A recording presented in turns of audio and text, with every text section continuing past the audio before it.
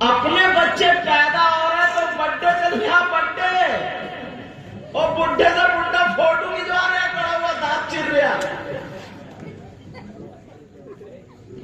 اور بھی ہمارے حضرت لوگ بیٹھے ہیں، ناظم صاحب بیٹھے ہیں، حضرت بیٹھے ہیں، نظامت ان کی اچھی ہے، نظامت ایسی ہی ہونی چاہیے، ورنہ بعض ناظم تو اپنی ہستی فنا کر لیتا، نظامت نہیں، وہ خطابت بھی اسی میں ہوتی ہے۔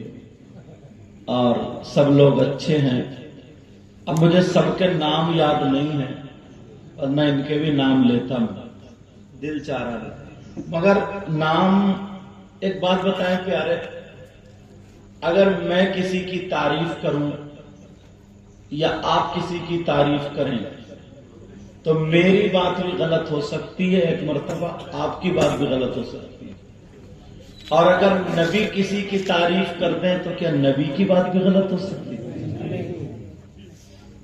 اگر نبی کی طرف دیکھو، آقا فرماتے ہیں خمس من العبادہ قلت الطعام والقعود فی المسجد والنظر الى الکعبہ والنظر الى المصحف والنظر الى العالم۔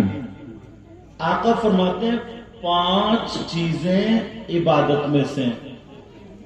کتنی بولو پیارے؟ 5۔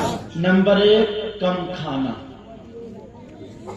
2 لقمے اگر کم کھاؤ گے نا تو نماز میں کاہلی نہیں ہوگی، اور بعض تو پیٹ پھاڑ لیتا کھاتا، ایسا لگتا ہے پھر کبھی سے ملے گئے۔ تم لوگ عقیقے میں، ولیمے میں، شادی میں جاتے ہو تو ڈونگے کی خیر ہوتی ہے۔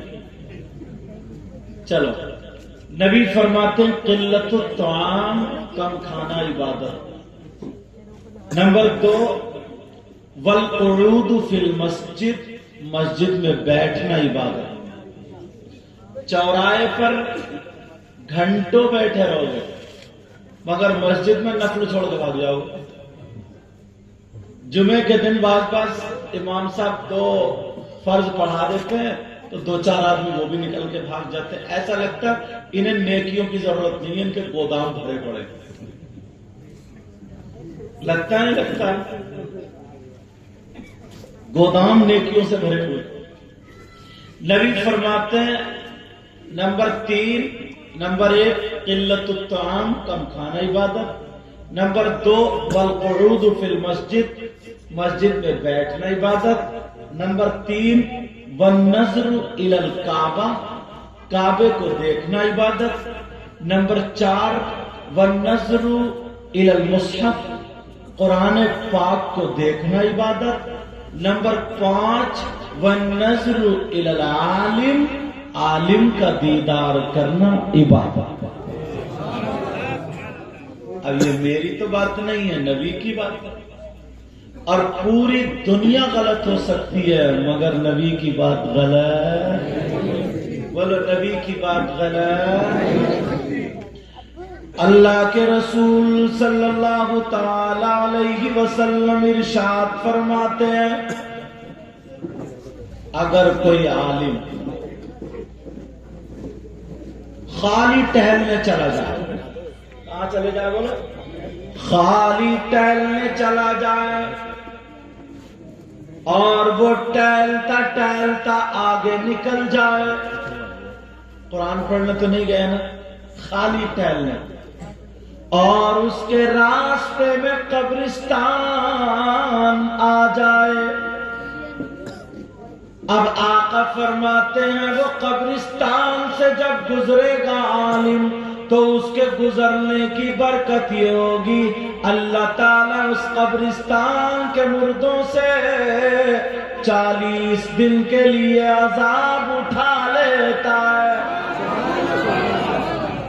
یار ان لوگوں کا مقام یہ، میں تو نہیں کہہ رہا، نبی کا فرمان، اور پوری دنیا غلط ہو سکتی ہے مگر نبی کا فرمان غلط نہیں ہو سکتا۔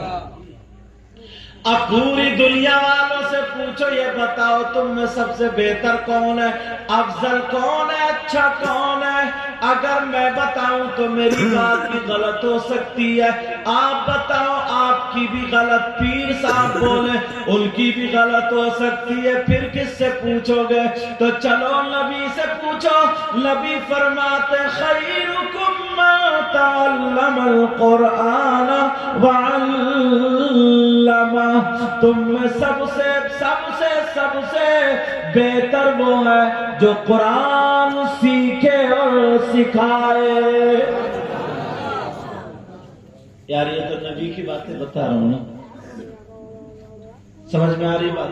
تم میں سب سے بہتر، اور ہمارے یہاں مسجد کا صدر سوچتا ہے میں امام سے بہتر، سوچتا نہیں سوچتا، یہ سوچتا ہے بس امام سے جھاڑو جتنے لگوا لو، جتنا رگڑ دو اتنا ہی میں کامیاب۔ ایک جگہ بولا حضرت میری صدارت اتنی اچھی چل رہی ہے، پہلے والے صدر صاحب جو تھے نا انہوں نے کچھ نہیں بچایا، اور میں نے امام صاحب کی مؤذن صاحب کی تنخواہ کاٹ کے اس سال میں 27,000 روپے بچائے۔ میں نے کہا بہت بڑا کام کیا تم نے، امام اور مؤذن کا پیٹ کاٹ لیا، تیری گردن کاٹی جائے گی، دیکھ آگے چل۔